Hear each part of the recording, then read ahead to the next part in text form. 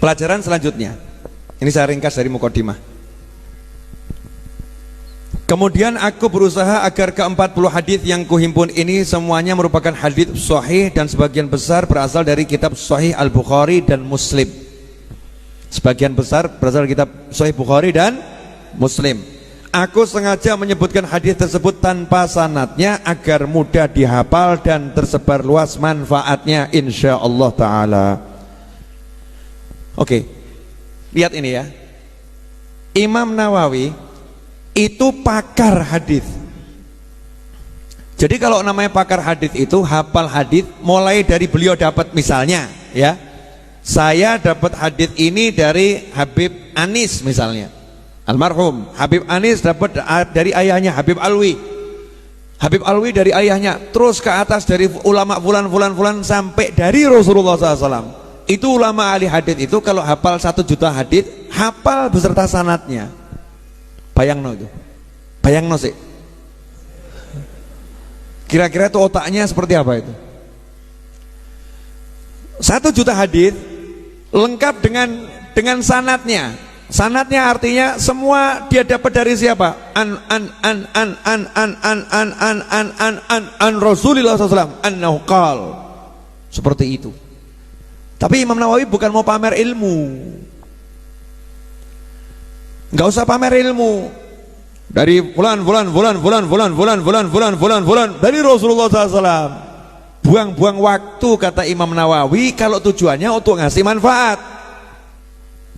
Kalau tujuannya mau ngasih manfaat, mudah dihafal, yang dituju masyarakat awam, masyarakat umum, enggak usah pakai disebutkan sanadnya.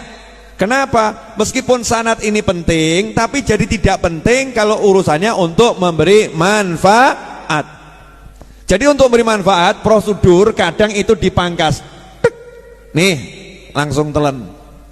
Bu, kira-kira kalau bapak minta nasi goreng, perlukah ibu kemudian berkata kepada bapak, bapak mohon maaf, nasi goreng akan saya buat ini, nasi goreng ala Jepang.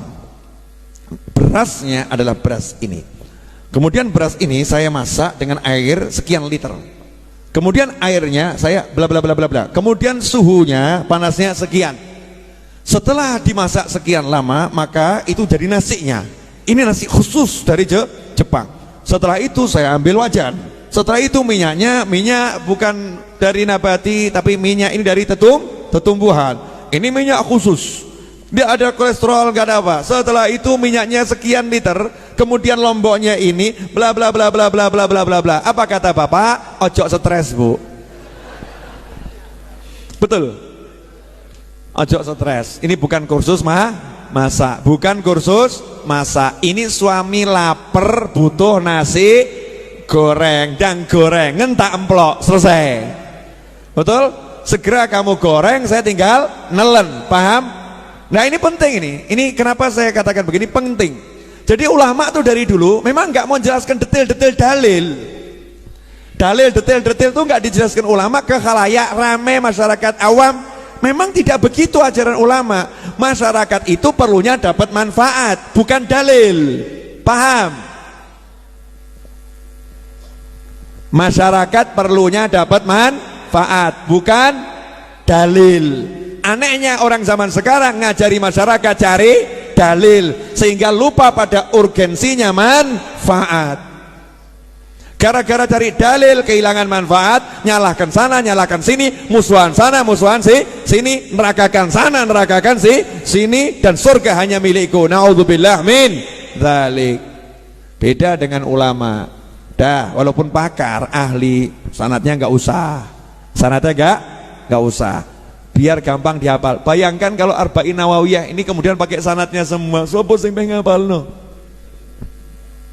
Makanya kan langsung An Amiril Mukminin ujungnya. Dari Khalifah Umar bin Khattab, Rasulullah bersabda ujungnya saja. Tapi yang awal dapatnya nggak usah disebut. Meskipun dalam ilmu hadis menyebutkan sanad itu penting, itu barokah. Menyebutkan namanya orang-orang soleh, meskipun itu mengingat jasanya orang-orang yang berjasa. Tapi dalam kasus ini untuk orang awam singkirkan itu. Kalau mau begitu kursus masak, paham? Kursus masak detail, bumbunya apa, takarannya apa, cara masaknya gimana, itu kursus masak. Kamu sekolah ilmu hadis, untuk setiap hadis belajar kamu sanatnya, belajar sanatnya. Tapi karya ini bukan ditujukan untuk orang yang mau belajar ilmu hadis, tapi orang yang mau cari manfaat. Cari apa? Manfaat. Dan orang awam butuhnya manfaat. Dan itu yang diajarkan Nabi kepada Badui yang datang kepada Nabi Muhammad SAW. Kemudian bertanya, kapan kiamat? Nabi enggak jawab kapan kiamat, langsung dikasih ilmu manfaat. Kamu punya bekal apa? Selesai. Bekalmu apa? Gak usah ngurus detail ciri-ciri kiamat. Kamu gak level belajar ciri-ciri kiamat. Kamu belajar bekal saja, bekal saja, bekal saja. Justru Nabi ngajarin seperti itu. Makanya dakwahnya Wali Songo ini biar paham nih. Karena banyak orang gak paham nih. Dakwahnya Habib, dakwahnya Kiai gak pernah bahas dalil. Betul? Habib Kiai walaupun punya segudang dalil, punya sejuta dalil, ya, walaupun hafal Al-Quran dan hadis, jenengan kalau lihat, Masya Allah, di Hadramut sana di Tarim, anak-anak kecil itu umur 5 tahun, 7 tahun hafal Al-Quran. Ya sama di Indonesia juga seperti itu. Kalau kita lihat pondok pesantren yang seperti Sidogiri, Lirboyo, ya, Langitan, Tebu Ireng, itu yang mencetak hufat Al-Quran di Indonesia kan ya banyak. Sebelum adanya pondok-pondok yang lain-lain itu kan pondok-pondok tradisional udah mencetak orang-orang hafal Al-Quran dan hidupnya deres Al-Quran tiap hari. Orang-orang yang menghafalkan banyak hadis dan paham hadis. Tapi di khalayak rame nggak pernah bahas dalil. Dalil itu dibahas kursus masak, paham ya, kursus masak. Dalil dibahas untuk orang-orang khusus yang cari ilmu. Makanya kalau urusan orang awam, dah tahlilan sana, tahlilan. Bid'ah bib, ndak, sunnah, bid'ah sana, dah tahlilan. Ada orang yang ngomong, mana dalilnya tahlilan? Aduh. Paham enggak maksudnya? Jadi menanyakan dalil itu mundur, menanyakan dalil itu kemunduran, bukan kemajuan. Sementara sebagian orang menganggap menanyakan dalil itu sebuah kemajuan. Mau tinggal ngemplok kok dalil. Yang penting sego goreng, dul, sego goreng. Masanya sakarepmu gak ngurus aku. Yang penting nasi goreng. Paham? Wong kita minta sama istri kok. Ya udah jelas pasti buatnya betul, gak mungkin salah. Kita nanya sama Habib, nanya sama Kiai, nanya sama ulama, dibilangi Habib, Kiai, ulama udah pasti betul, gak mungkin salah. Jangan ragukan landasan hukumnya. Selesai. Paham? Tapi nanti kalau urusannya itu bab masak di majelis yang khusus, dalil itu dibongkar.